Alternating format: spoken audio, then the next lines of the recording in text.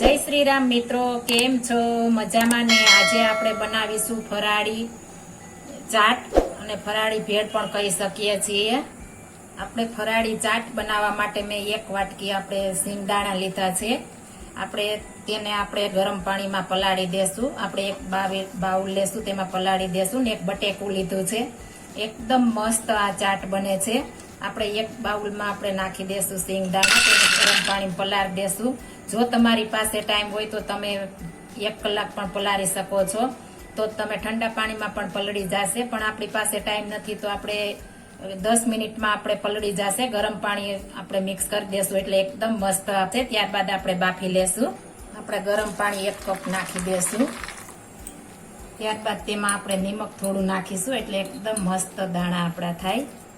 બધું આપણે મિક્સ કરીને પલાળીને ઢાંકીને રાખી દેશું. આપણે 10 મિનિટ માટે પલળે ત્યાં આપણે ચટણી તૈયાર કરી લઈએ ચાટની. 1 ડીશ ઢાંકીને આપણે સાઈડમાં મૂકી દેશું.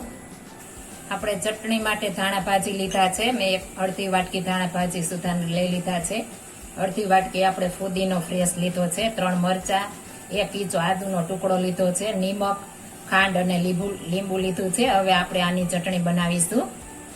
એક મિક્સર જારમાં આપણે આદુ નાખી દેશું. ત્યારબાદ મરચાંના આપણે આ રીતના ટુકડા કરીને નાખી દેશું. તમે જેવું તીખું ખાતા હોવ એ પ્રમાણે મરચાં નાખી શકો છો. ધાણા ભાજી, ફુદીનો, ખાંડ,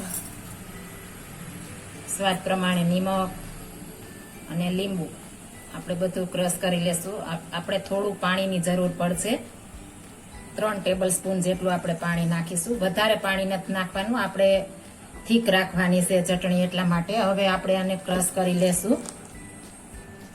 આપણે ગ્રીન ચટણી તૈયાર થઈ ગઈ છે, તમે જોઈ શકો છો. આટલી થીક આપણે રાખવાની છે. આમાં તમે માંડવીના બી પણ નાખી શકો છો.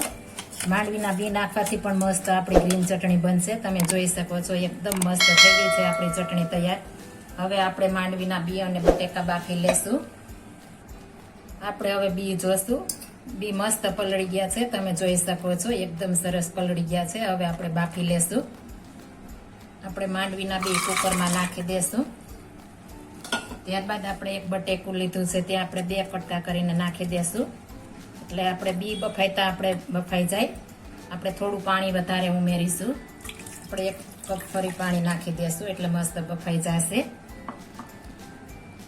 હવે આપણે ઢાંકણ ઢાંકીને 5 થી 6 વિસલ વાગવા દેશું. જો તમે વહેલા પલાળ્યા હોય તો તમારે 2 થી 3 વિસલ વગાડવી જોશે. આપણે આ વધારે વગાડવી જોશે, 5 થી 6, એટલે મસ્ત બફાઈ જશે. હવે આપણે બાફી લેશું.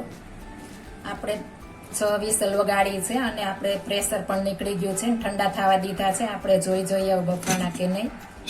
મસ્ત બફાઈ ગયા છે, સરસ બફાઈ ગયા છે. આ રીતના આપણે બફાવા દેવાના છે. એકદમ મસ્ત બફાઈ રીતના. હવે આપણે આને પાણીમાં નીતાળી લેશું.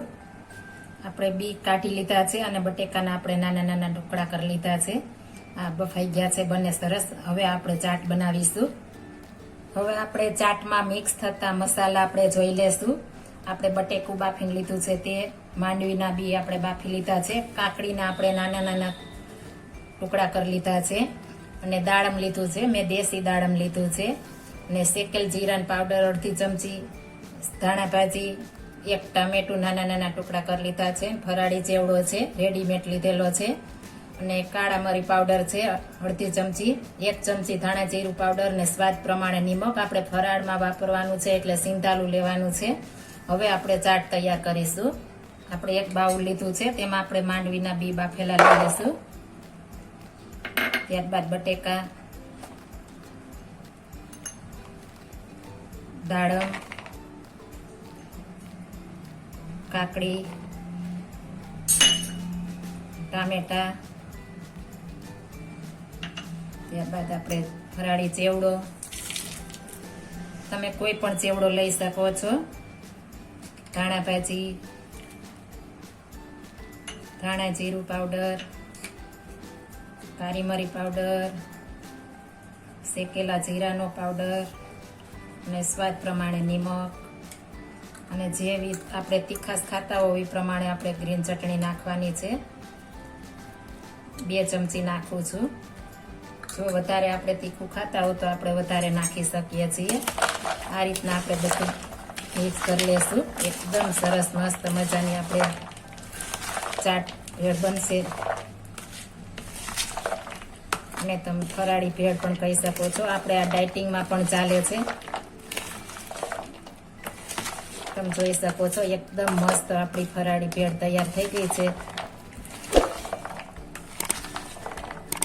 આપણે ટેસ્ટ ચાખીને પછી આપણે જો ચટણી કે કોઈ વસ્તુ ઘટતી હોય તો ઉપરથી નાખી શકીએ છીએ. હવે આપણે એક સર્વિંગ પ્લેટમાં કાઢી લેશું. એક પ્લેટ લીધી છે, તેમાં આપણે આપણી ચાટ નાખી દેશું. આપણે કોઈ પણ વ્રતમાં ખાઈ શકીએ છીએ. 11 છે કે કોઈ પણ વ્રતમાં આપણે આ ફરાળ લઈ શકીએ છીએ અને ફટાફટ પણ બની જાય છે. આમાં તમે વધારે ફ્રૂટ નાખવો હોય તો નાખી શકો છો. હવે ઉપરથી આપણે થોડી એવી ચટણી ગાર્નિશ કરીશું. આ રીતના તમે જોઈ શકો છો એકદમ મસ્ત આપણી ભેળ તૈયાર થઈ ગઈ છે. જો આ મારી રેસીપી પસંદ આવી હોય તો મારી ચેનલ લાઈક, શેર અને સબસ્ક્રાઇબ કરી દેજો. ફરી મળીશું નવી રેસીપી લઈને. જય શ્રી કૃષ્ણ, જય શ્રી રામ.